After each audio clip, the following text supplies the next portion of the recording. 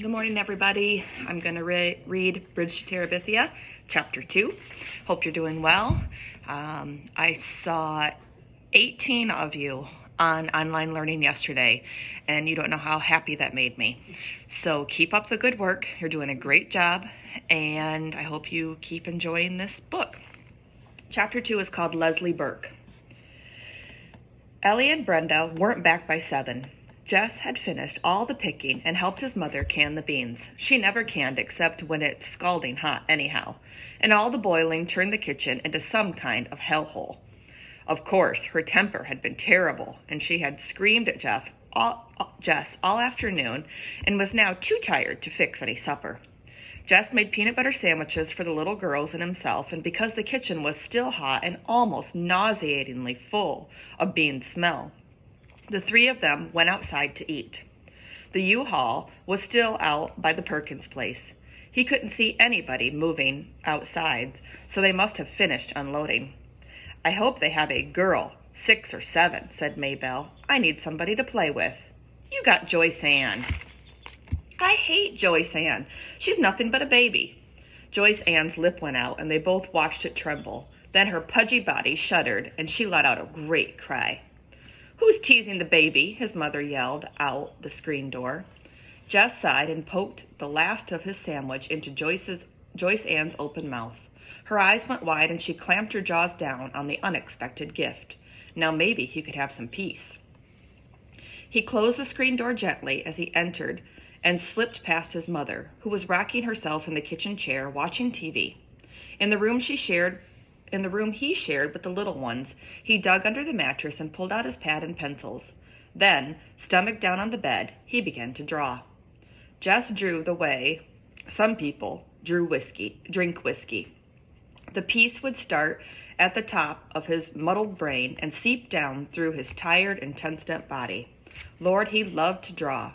Animals mostly, not regular animals like Miss Bessie or the chickens, but crazy animals with problems. For some reason, he liked to put his beasts into impossible fixes. This one was a hippopotamus just leaving the edge of the cliff.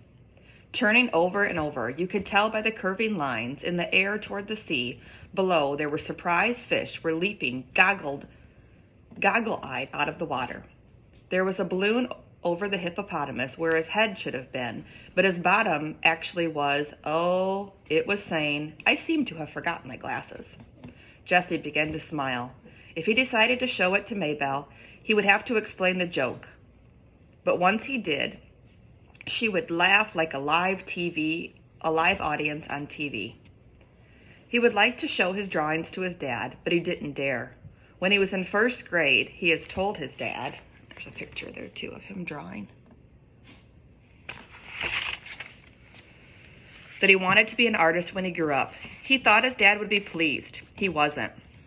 "What are they teaching in that damn school?" he asked. "Bunch of old ladies turning the only son into some kind of a..." He had stopped on the word, but Jess had gotten the message. It was one you didn't forget, even after 4 years. The devil of it was that none of the regular teachers ever liked his drawings.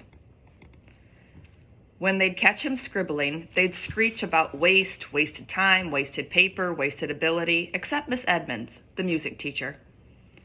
She was the only one he dared to show anything to, and she had only been at the school 1 year, and then only on Fridays. Miss Edmond was one of his secrets. He was in love with her. Not the kind of silly stuff Ellie and Brenda giggled about on the telephone. This was too real and too deep to talk about, even to think about very much. Her long, swishy black hair and blue eyes. She could play the guitar like a regular recording star, and she had soft, floaty voice that made Jess squish inside. Lord, she was gorgeous, and she liked him too. One day, last winter, he had given her one of his pictures. He shoved it into her hand after class and ran. The next Friday, she had asked him to stay a minute after class. She said he was unusually talented, but she hoped he wouldn't let anything discourage him, but would keep it up. That meant Jess believed that she thought he was the best. It was not the kind of best that that counted either at school or at home, but the genuine kind of best. He kept the knowledge of it buried inside himself like a pirate treasure. He was rich, very rich, but no one could know about it except now his fellow outlaw, Julia Edmonds. Sounds kind of like a hippie, his mother said, when Brenda, who had been in the 7th grade last year, described Miss Edmonds to her. She probably was. Jess wouldn't argue that. But he saw her as a beautiful wild creature who had been caught for a moment by the dirty old cage of a schoolhouse, perhaps by mistake. But he hoped, he prayed, she'd never get loose and fly away. He managed to endure the whole boring week of school for the 1 half-hour on Friday afternoons when they'd sit in a worn-out rug on the floor of a teacher's room. There was no place else in the building for Miss Edmonds to spread out all her stuff. And sing songs like My Beautiful Balloon, This Land is Your Land, Free to Be You and Me, Blowing in the Wind, and because Mr. Turner, the principal, insisted, God Bless America.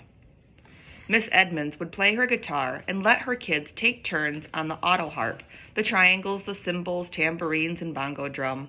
Lord, they could ever make a racket. All the teachers hated Fridays, and a lot of the kids pretended to. But Jess knew what fakes they were, sniffling hippie and peacenik, even though the Vietnam War was over and it was supposed to be okay to like peace. The kids would make fun of Miss Edmonds' lack of lipstick or the cut of her jeans. She was, of course, the only female teacher anyone had ever seen in Lark Creek Elementary wearing pants. In Washington, its fancy suburbs, even Millsburg, that was okay. But Lark Creek was the backwash of fashion. It took them a long time to accept that there was everyone could see by their TVs was okay anywhere else. So the students of Lark Creek Elementary sat at their desks all Friday, their hearts thumping with anticipation as they listened to the joyful pandemonium pouring out from the teacher's room. Spent their allotted half hours with Miss Edmonds under the spell of her wild beauty in the snare of her enthusiasm, and then went out and pretended like they couldn't be suckered by some hippie in tight jeans with makeup all over her eyes but none on her mouth. Just kept his mouth shut. It wouldn't help to try to defend Miss Edmonds against her unjust and hypocritical attacks. Besides, she was beyond such stupid behavior. It couldn't touch her. But whenever possible, he stole a few minutes on Friday just to stand close to her and hear her voice, soft and smooth and swayed, assuring him that he was a neat kid. They're alike, Jess would tell himself, me and Mrs. Edmonds. Beautiful Julia. The syllables rolled through his head like a ripple of guitar chords. We don't belong at Lark Creek, Julia and me. We're the proverbial diamond in the rough, she said to him at once, touching his nose lightly with the tip of her electrifying finger. But it was she who was the diamond, sparkling out of the muddy, grassless, dirty brick setting. Jessie? Jessie shoved the pad and pencils under the mattress and lay down flat, his heart thumping against the quilt. His mother was at the door. You milk yet?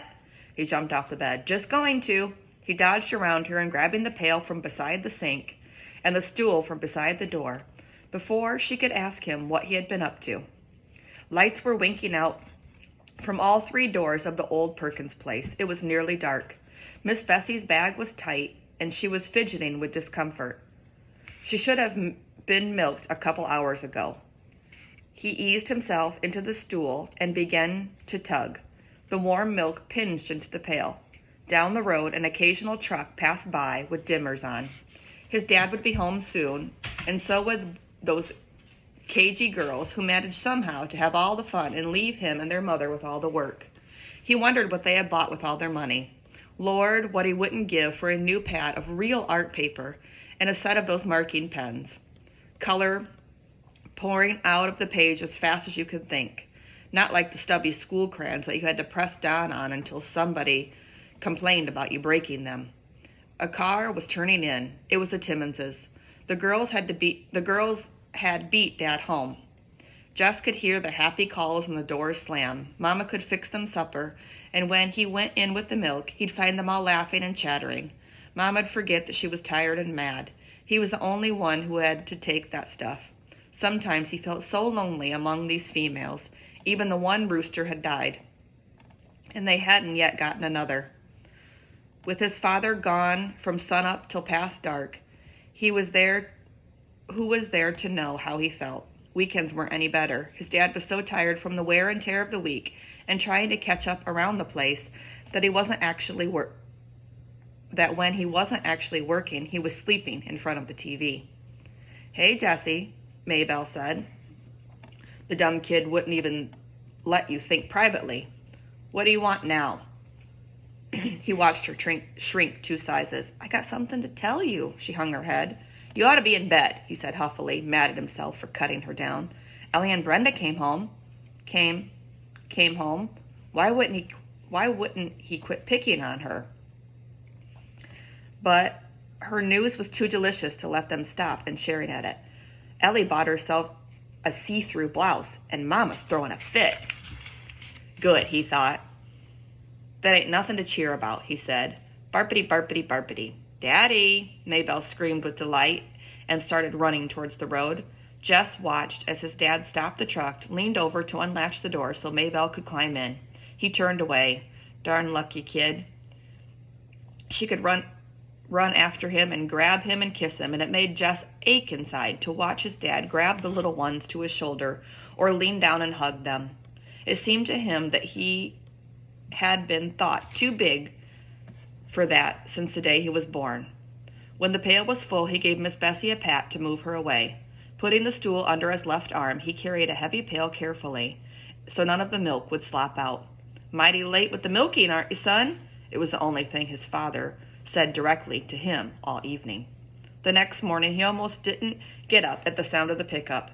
He could feel, even before he came fully awake, how tired he still was. But Maybelle was grinning at him, propped up on the elbow. "Ain't you gonna run?" she asked. "No," he said, shoving the sheet away. "I'm gonna fly." Because he was more tired than usual, he had to push himself harder. He pretended that Wayne Pettis was still there, just ahead of him, and he had to keep up.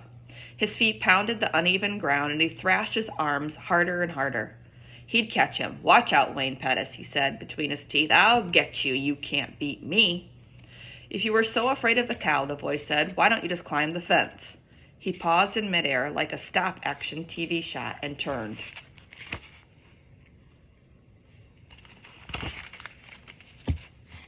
Almost losing his balance to face the questioner, who was sitting on the fence nearest the old Perkins place, dangling bare brown legs. The person had jaggedy brown hair cut close to its face and wore one of those blue undershirt-like tops with faded jeans cut above the knees. He couldn't honestly tell whether it was a girl or a boy. "Hi," he or she said, jerking his or her head toward the Perkins place. "We just moved in." Jess stood where he was, staring. The person slid off the fence and came toward him. "I thought we might as well be friends," it said. "There's no one else close by." Girl, he decided. Definitely girl. But he couldn't have said why. He was just suddenly sure. She was about his height, not quite though. He was pleased to realize as she came nearer. "My name's Leslie Burke." She even had one of those dumb names that could go either way. But he was sure now that he was right. "What's the matter, huh? Is something the matter?" "Yeah, no." He pointed his thumb in the direction of his own house and then wiped his hair off his forehead. "Just errands. Too bad Maybelle's girl came in the wrong size." "Well, well," he nodded at her. "See you." He turned toward the house. No use trying to run any more this morning.